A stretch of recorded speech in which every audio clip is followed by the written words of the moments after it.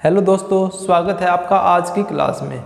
आज की क्लास में हम डी मोरिव थ्योरम देखेंगे। पिछली क्लास में हमने क्यूब रूट ऑफ यूनिटी देखा था। अगर किसी ने वो क्लास नहीं देखी है तो एक बार जाके आप वो क्लास देख लें, क्योंकि उसी क्लास के समझने के बाद आपको आज का ये टॉपिक समझ में आने वाला है। तो डी मोरिव थ्योरम क्या होती है, क्या कहती है ये थ्योरम? ये थ्योरम हमें बताती है कि कोस theta plus iota sine theta की पावर अगर n है तो इसका आंसर, इसका हमें ये आंसर देती है। ये थ्योरम क्या आंसर देती है? ये देती है कि हम इसको कोस n theta plus iota sign n theta लिख सकते हैं सीधा। ये थ्योरम हमें बताती है यदि हमारे पास कोई कॉम्प्लेक्स नंबर पोलर फॉर्म में है और उसकी पावर n है, n यहाँ पे क्या है आपका इंटीजर, n क्या है यहाँ पे इंटीजर, तो आपकी केवल एक वैल्यू होगी और वो वैल्यू ये होगी कोस n theta plus iota sign n theta. लेकिन जब आपका ये n रैशनल होगा, मीन्स p बाई क्यू की फॉर्म में होगी ये पावर, p बाई क्यू की फॉर्म में होगी ये पावर। कैसे? कोस theta plus iota sine theta है, ऐसे कुछ 1/n हो सकता है, कुछ भी हो सकता है। अगर ये पावर आपका p बाई क्यू की फॉर्म में है n, तो उसका आंसर भी क्या आएगा? कोस n theta plus iota sign n theta. उसका एक आंसर आएगा, एक ये वैल्यू आएगी, एक n-1 में से n वैल्यू तो आएगी। इसका आंसर कितना आएगा? n वैल्यू जो हम पिछली क्लास में पढ़ के आए, इसकी आंसर कितनी आएगी? n वैल्यू आएगी। उसमें से आपकी एक वैल्यू ये होगी, n-1 वैल्यू हम अलग तरीके से फाइंड करेंगे। ठीक, ये थ्योरम क्या बताती है हमें कि कोस theta plus iota sine theta की पावर जब भी n होगी और n आपका इंटीजर है तो उसका केवल एक आंसर होगा कोस n theta plus iota sign n theta. इस n को हमने यहाँ पे ले आए, यहाँ पे ले आए। ठीक है, लेकिन जब आपका ये रैशनल नंबर है, p बाई क्यू की फॉर्म में है, तो इसके आपके कितने आंसर आएंगे? q आंसर आएंगे, q वैल्यूज आएंगी। तो उन q वैल्यू में से एक वैल्यू आपकी ये होगी, ये बताता है। ठीक है, आपको एक एग्जांपल की सहायता से इसको मैं कराता हूँ। देखो,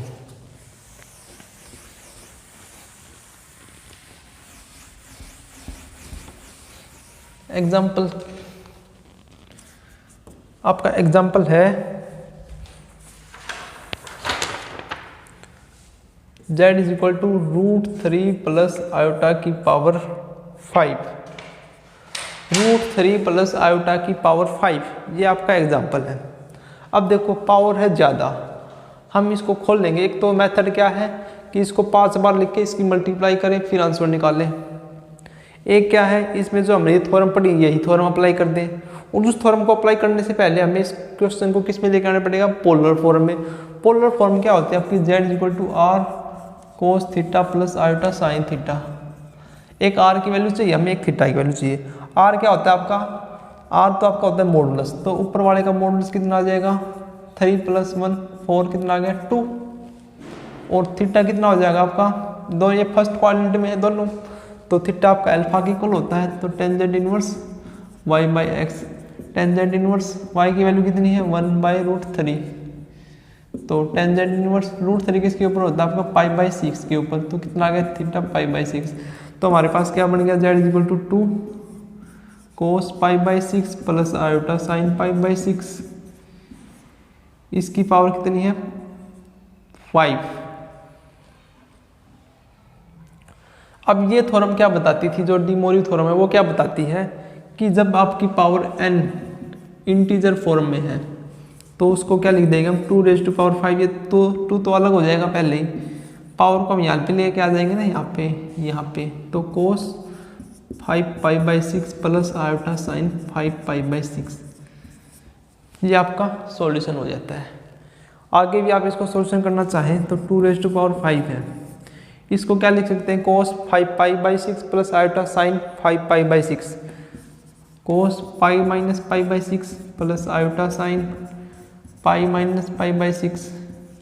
ये आपका सेकंड क्वाड्रेंट में कोस क्या होता है? नेगेटिव, तो माइनस कोस π/6 आएगा और ये प्लस साइन π/6 आएगा।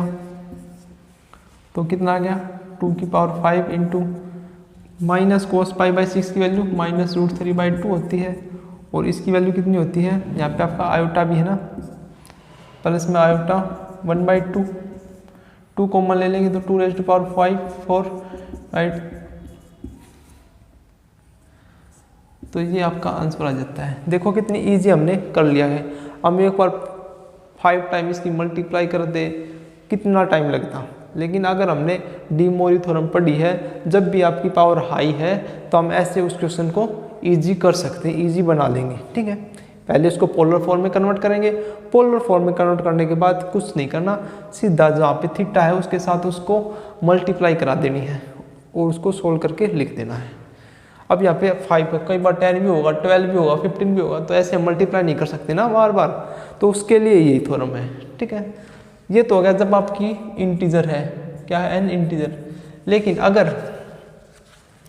अगर ये इंटीजर ना हो कि आपका क्या हो इंटीजर नहीं हो कि आपका अगर ये रैशनल की फॉर्म में गिवन हो, किसकी फॉर्म में गिवन हो,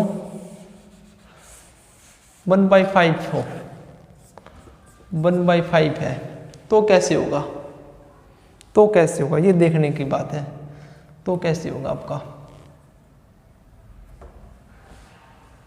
तो देखो एक बार तो हम इसको पोलर फॉर्म में ही कन्वर्ट कर लेते हैं। पोलर फॉर्म में कन्वर्ट किया तो क्या आया था आपका 2 into cos π/6 plus iota sine π/6, ऐसा आया था ना कुछ, और इसकी पावर पूरे की 1/5 है। इस पूरे की पावर कितनी है 1/5, तो 2 के साथ हम लिख सकते हैं 2 की पावर 1/5 अलग कर लेते हैं इसको। अब देखो कोस π/6 प्लस आयोटा साइन π/6 की हमको 5 वैल्यू मिलेंगी, पता है 5 वैल्यू मिलेगी। अगर मैं इसमें इस एंगल में π/6 में 2kπ ऐड कर देता हूँ तो कोई फर्क पड़ेगा, साइन और कोस में अगर मैं 2kπ ऐड कर देता हूँ जहाँ पे k आपका कोई भी इंटीजर है, तो कोई फर्क पड़ेगा, नहीं पड़ेगा। तो ऐड करो cos 2kπ plus π/6 plus iota sine 2kπ plus π/6, हमने इसमें ऐड कर दिया कंप्लीट, पूरे में ऊपर ऐड कर दिया, ठीक है, ऐसे 2kπ प्लस π/6 और ऊपर ऐड कर दिया, और इसकी पावर कितनी होगी आपकी 1/5, कितनी होगी पावर 1/5 होगी ना। तो देखो अब इसको अब लगाओ, इसके ऊपर अप्लाई करो, क्या डी मोरी थ्योरम, इसके ऊपर अप्लाई करो। वो क्या कहती है, इसकी मल्टीप्लाई करा दो अंदर, तो कोस 2kπ प्लस π/30 हो जाएगा यहाँ पे, plus iota sine 2kπ plus π/30 हो जाएगा। अब 5 वैल्यू कैसे आएंगी, अब हम इस k की वैल्यू को एक बार 0, फिर 1, फिर 2, फिर 3, 4 यहाँ तक लिखेंगे, यहाँ तक निकलेंगे तो हमारे पास वैल्यू आ जाएंगी k की। जब हम 0, 1, 2, 3, 4 वैल्यू टेकेंगे तो हमारे पास ये वैल्यू, इसका सॉल्यूशन आ जाएगा। जैसे k की वैल्यू अगर मैं 0 रखता हूँ तो क्या आएगा 2⁵1/5 प्लस कोस यहाँ पे 0 π/30 प्लस आयोटा साइन π/30। सिमिलरली अगर मैं 1 रखता हूँ k के स्थान पर तो कितना आएगा कोस 2π प्लस π 3π/30 प्लस आयोटा साइन 3π/30। अगर k के स्थान पर 2 रखता हूँ तो कोस 2 2 4 π प्लस π 5π/30 प्लस आयोटा साइन 5π/30। इसीलिए अगर मैं k की वैल्यू 3 रखता हूँ तो कितना आएगा 2⁵1/5 कोस 7π/30 प्लस आयोटा साइन 7π/30। k की वैल्यू 4 रखते हैं तो कितना आएगा आपका 2⁵1/5 कोस 9π/30 प्लस आयोटा साइन 9π/30।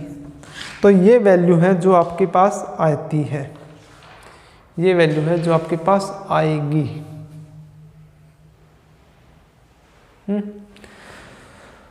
2 के पाई हमने ऐड करने के बाद एंगल में कोई फर्क नहीं पड़ेगा, नहीं पड़ेगा। ठीक है, हमने यहाँ पे एक मिस्टेक कर दी है, इस क्वेश्चन में हमने एक मिस्टेक कर दी है। क्या मिस्टेक की है बता सकते हो कोई? देखो ये 2 के पाई प्लस हमने एलसीएम लेना पड़ेगा यहाँ पे, एलसीएम यहाँ पे 6 टू 12 हो जाएगा,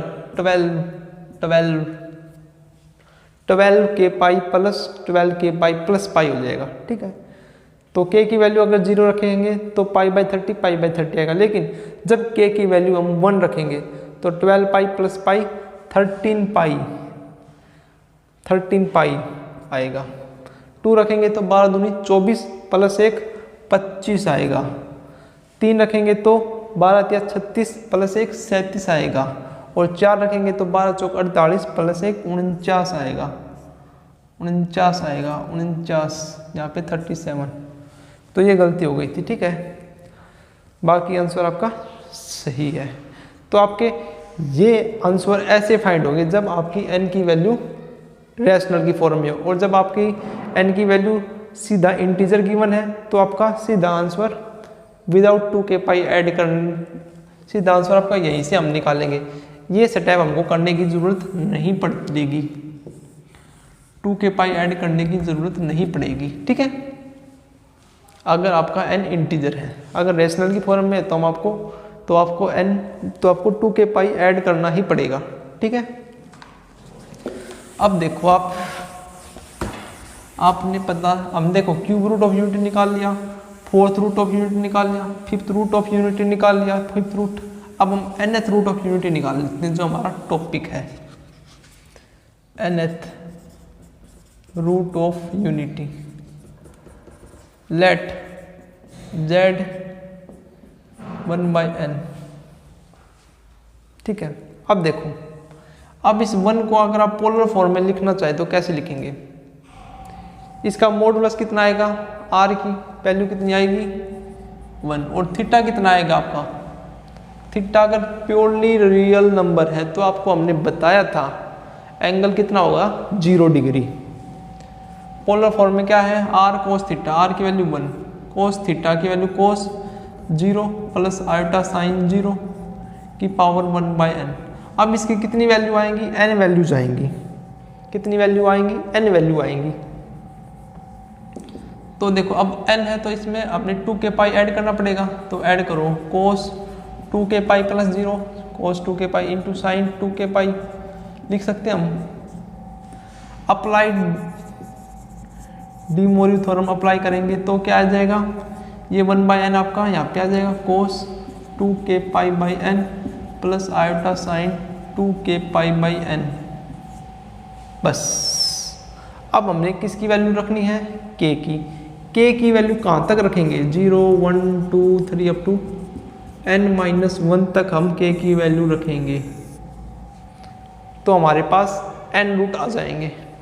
तो रखो k की वैल्यू अगर मैं 0 रखता हूँ, अगर मैं k की वैल्यू 0 रखता हूँ तो क्या आएगा?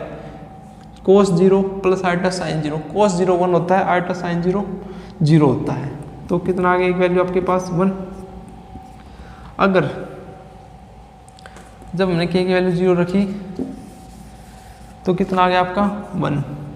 k की वैल्यू अगर मैं 1 रख दूँ तो cos 2 pi by n plus iota sine 2 pi by n क्या आ जाएगा? cos 2 pi by n plus iota sine 2 pi by n। इसको मैं क्या लिख सकता हूँ? अगर आइलर फॉर्म किसी ने सीखी थी तो इसको हम क्या लिख सकते हैं? e raise to power iota 2 pi by n लिख सकते हैं।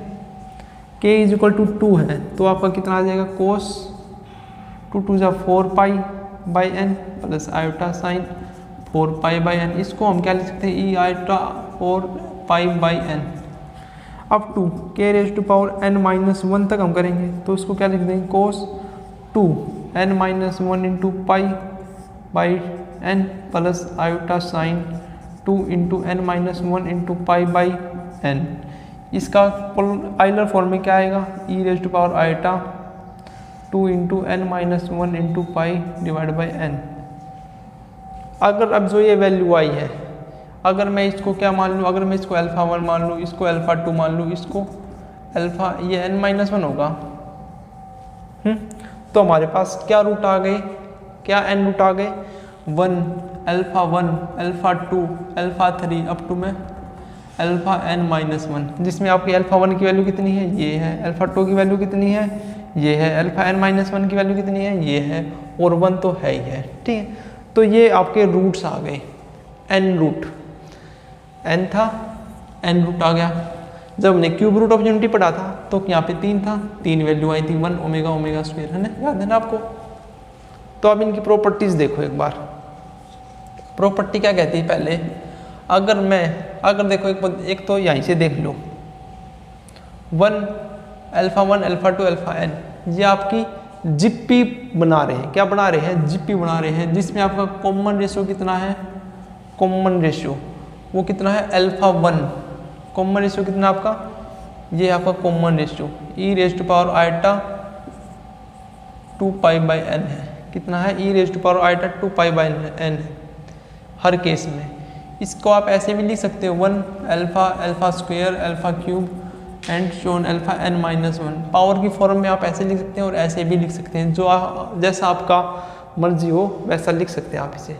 ठीक है, तो ये आपका अल्फा आपका कॉमन रेशियो आ गया। ठीक है, तो सेकंड प्रॉपर्टी भाई आपका इसका सम कितना होगा, 1 plus alpha square plus alpha cube up to alpha n minus 1 का सम कितना होगा, सम क्या होगा इन रूट्स का। तो देखो इसका सम आपका या तो 0 होगा या 1 होगा। If n is not equal to 1 है तो आपका 0 होगा, if n is equal to 1 है तो आपका सम कितना होगा, 1। कैसे होगा वो देखो, ये आपकी क्या बना रही है, जीपी, और जीपी का सम क्या होता है, a into r n minus 1 upon r minus 1 होता है। यहाँ पे a की वैल्यू कितनी है, 1, r क्या आपका कॉमन रेशियो कितना है, अल्फा, तो alpha n minus 1 upon alpha minus 1। अगर आप देखो n की वैल्यू अगर मैं 1 रखता हूँ, alpha 1 minus 1 upon alpha minus 1, answer 1 आ गया। लेकिन अगर मैं अल्फा की वैल्यू 2 रखता हूँ तो alpha square minus 1 upon alpha minus 1 आता है हमारे पास, तो alpha minus 1 into alpha plus 1 upon alpha minus 1 आता है। यहाँ से ये कैंसिल हो जाता है और हमारे पास क्या बच जाता है, ओनली अल्फा प्लस 1, क्या बच जाता है हमारे पास, अल्फा प्लस 1। अब अल्फा की वैल्यू कितनी है हमारे पास, ये है E raise to power iota 2 pi by N plus 1। अब n की वैल्यू कितनी है, हमने रखी है n की वैल्यू 2, तो 2 से 2 कैंसिल होके E raise to power iota pi plus 1 आ गया। E raise to power iota pi को क्या लिख सकते हैं, cos pi plus iota sine pi plus 1। Sine pi की वैल्यू होती है 0, कोस पाई होता है माइनस 1 प्लस 1, माइनस 1 प्लस 1 कितना आ गया आपका, 0। तो क्या पता चले आपको, जियोमेट्रिक प्रोग्रेशन बनाता है, इसका रूट सम इसका 0 होगा या 1 होगा। 1 कब होगा, जब n की वैल्यू 1 होगी, और 0 कब होगा, जब n की वैल्यू 1 नहीं होगी। ठीक है, और थर्ड एक प्रॉपर्टी और है, तीसरी, वो क्या है कि इनका जो प्रोडक्ट है रूट्स का, 1 into alpha square into alpha cube up to alpha n minus 1, वो किसके बराबर होगा, -1 raise to power n minus 1 के बराबर होगा। ठीक है, तो ये 3 प्रॉपर्टी आपकी nth रूट ऑफ यूनिटी की है। तो ये टॉपिक है आपका nth रूट ऑफ यूनिटी। अगर आपके इसके टाइप के क्वेश्चन आते हैं 1/3 से पावर ज़्यादा है तो आपको उसको nth रूट ऑफ यूनिटी समझ के सोल्व करने हैं। ठीक है, nth root of unity solve, इसमें आपके क्या स्टेप है, सबसे पहले गिवन प्रॉब्लम को आपको पोलर फॉर्म में कन्वर्ट करना पड़ेगा। सेकंड, उसके थीटा में आपको 2k पाई ऐड करना पड़ेगा। और थर्ड, फिर आपको अप्लाई करना पड़ेगा डी मोरनी थ्योरम। और फिर फोर्थ, जो k है वो आपकी वैल्यू 0, 1 टू n-1 तक रखेंगे, वे आपके रूट आ जाएंगे। तो ये टॉपिक था आपका। ठीक है, nth रूट ऑफ यूनिटी। अगर आपको इस टॉपिक से रिलेटेड कोई भी डाउट है तो हमें बताना कमेंट करके। और एक ख़ास बात, अगर आपने हमारे चैनल को अभी तक सब्सक्राइब नहीं किया है तो जाके हमारे चैनल को सब्सक्राइब कर दो, जिससे आपको हमारी लेटेस्ट वीडियो का नोटिफिकेशन सबसे पहले आपके पास पहुंच जाएगा। ठीक है, तो मिलते हैं नेक्स्ट वीडियो में। तब तक के लिए आप nth रूट ऑफ यूनिटी के क्वेश्चन सोल्व करके देखो। ठीक है, थैंक यू।